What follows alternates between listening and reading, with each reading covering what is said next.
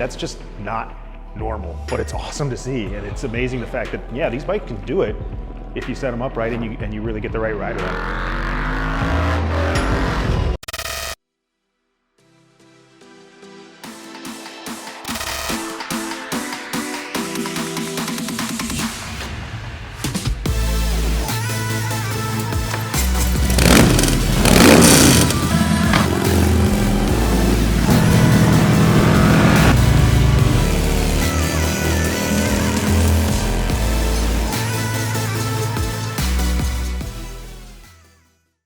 What's going on, guys? Welcome back to the channel. I wanted to make a quick video to let you guys know about something interesting that I saw last night on Harley Davidson's YouTube channel, and that's that they have co-branded some Öhlins Screamin Eagle shocks, which I thought was pretty dang awesome considering how many people have started to run the Öhlins piggyback shocks.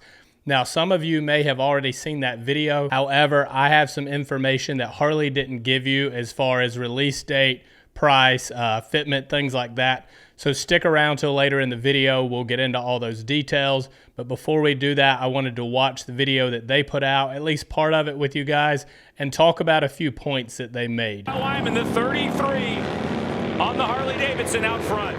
When you see a bagger, you think someone cruising down the highway, feet up, laid back, taking it easy. And then you translate over to this and you see, oh my gosh, this is not taking it easy. Oh my goodness. They just pushing those things past the absolute limit. That's just not normal, but it's awesome to see. And it's amazing the fact that, yeah, these bikes can do it if you set them up right and you really get the right rider on it. So there's a lot of performance focus on putting out a number for bragging rights on a dyno. And that's one type of power, and it's really admirable what some people are able to do. But if you can't get on that bike and you can't ride it and that power is not applied through the motorcycle to the road in a controlled manner, then it's just a number. Okay, so that's one thing that I really agree with. Like anybody, I love horsepower, and it seems like more is always better. However, one thing I've seen with all the time that I spend in the Harley dealership and in the Harley world is that a lot of guys really focus on that horsepower number, which to me almost just turns into a bragging rights thing. Because like he just said, if you're not able to use that power, then what good is it? You know, I mean, I guess in a straight line, it's fine as long as that tire hooks up. Straight line riding is fine. But from my last outing on that Lowrider S that Timms Harley Davidson built with that 122, to me, that was the perfect amount of power. Anything else would have kind of been pulling the front end up and just made it less rideable, if that makes sense. So I do like that they're kind of pointing this towards it's not all about engine. And where Screamin Eagle has really focused is on developing a full portfolio of performance products, and in particular, suspension products, to be able to control the motorcycle to maximize the power that is available. Setup is huge and just allowing the rider to get comfortable. If you're not comfortable on the bike, there's no way you're going to be able to go fast. So suspension is huge, and I think even more so on these bikes. The thing about testing is that you have to be at the limit, otherwise the feedback you give is not relevant. So we need to go out here and figure out where the ceiling is. Kyle Lyman starting to spin up the rear of that Dunlop. Being out here pushing that boundary, pushing the speed, keeping the engine RPMs up higher than we've ever seen, informs us about our next version of the Screamin Eagle product that we're going to be out there selling to the consumer. And the really great thing about this product and the collaboration between Öhlins and Harley Davidson is that we could ensure that this product is set up correctly for the motorcycle of its intended fitment. Road racing is a world of millimeters. You know, a 5 millimeter change in steering offset can change things dramatically. And those things are critical when you're trying to just live on that fine edge of grip and what the tires are capable of. Kyle Lyman takes victory here. I mean, we're pushing 160 miles an hour and 55 degrees of lean angle on a 635-pound bike, trying to slow them into a 90-degree corner. Like, it's phenomenal what the bikes are capable of and what the riders are capable of doing on them. So that was the video that Harley put out. I thought they did a great job with it. a lot of information missing. I don't know that that was their intention of the bike. I think that was more so of a selling you on why you need it type thing. Now, if you've never ridden with upgraded suspension, I've tried all the big brands. I've tried Öhlins or Öhlins, however you guys want to pronounce it. I've tried Legend as well as a few others.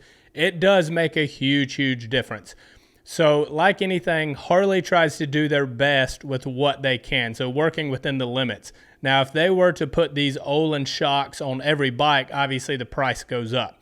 So they find a good middle ground, just like with the Brembo brake setup. Like those are really, really good brakes. They're Harley branded. And I mean, I've never had any trouble with them. I know a lot of guys change them just for the bling factor, which is one thing I wanted to talk about these shocks. I have seen a lot of guys do it just for that bling factor, and I get it.